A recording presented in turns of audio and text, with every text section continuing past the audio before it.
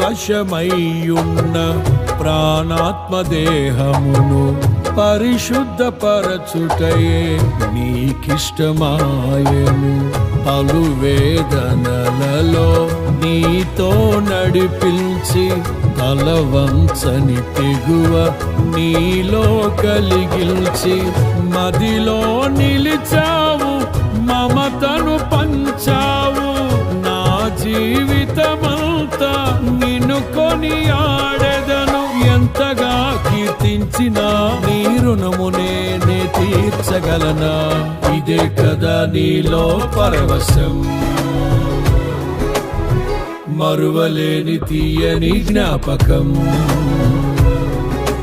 నూతనమైన కృపా, నవనూతనమైన కృపా